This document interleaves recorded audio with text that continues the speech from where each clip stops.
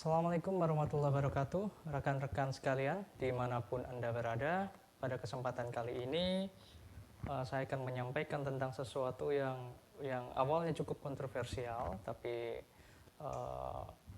pelan-pelan diterima oleh kalangan dosen di Indonesia. Apa itu? Yaitu tuntutan untuk menulis atau mempublikasikan karya ilmiahnya di jurnal internasional bereputasi, atau Bapak Ibu dosen seringkali menyebutnya di jurnal Scopus atau Web of Science. Sebenarnya seberapa penting kira-kira bagi para dosen untuk mempublikasikan karya ilmiahnya di jurnal internasional? Apakah itu memang cukup penting, sangat penting, atau tidak penting? Nah, kita akan membahas hal tersebut dalam video singkat ini.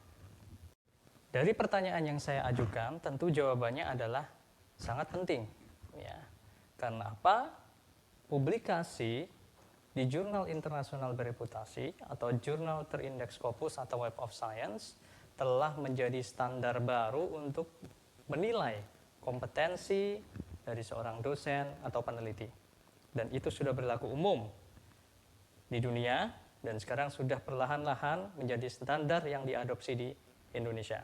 Contohnya, ketika ingin mengurus kenaikan pangkat, maka seorang dosen wajib menyertakan karya ilmiah yang dipublikasikan di jurnal internasional bereputasi. Jadi jawabannya jelas, sangat penting. Yang menjadi masalah adalah banyak universitas-universitas di Indonesia yang masih abai terhadap fenomena ini.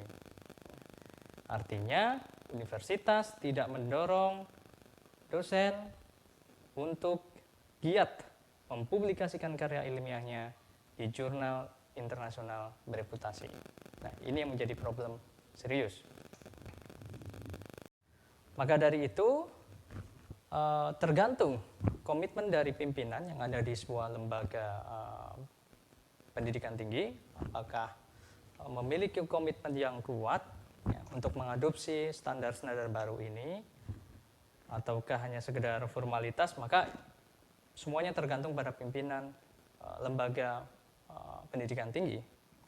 Yang bisa saya sampaikan atau saran yang bisa saya sampaikan terkait fenomena ini adalah, pertama, pimpinan lembaga pendidikan tinggi harus punya komitmen untuk mendorong para dosen agar memiliki karya ilmiah yang dipublikasikan di jurnal internasional bereputasi.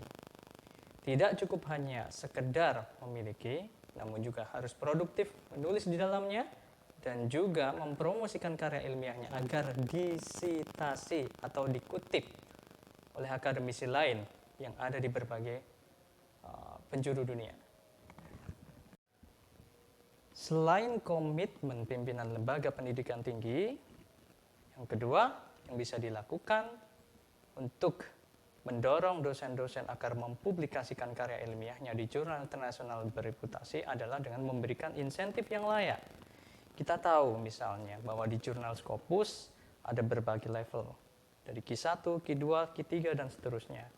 Maka tentu pimpinan yang memiliki komitmen terhadap publikasi di level internasional tentu harus memberikan apresiasi yang layak kepada Bapak Ibu dosen yang telah berhasil mempublikasikan karya ilmiahnya di jurnal internasional bereputasi.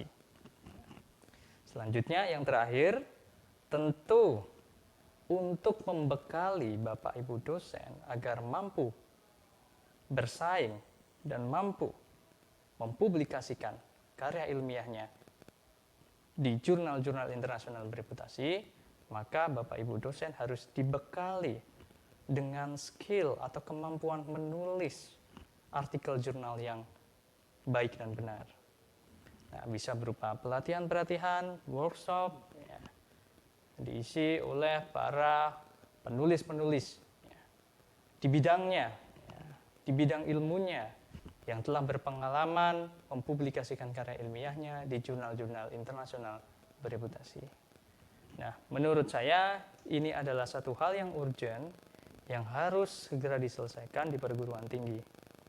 Karena untuk ke depan Standar ini akan terus diberlakukan, bahkan dijadikan suatu pedoman di dunia pendidikan tinggi internasional atau level internasional untuk menilai apakah sebuah universitas ini memiliki dosen-dosen yang kompeten atau tidak. Demikian, terima kasih. Wassalamualaikum warahmatullahi wabarakatuh.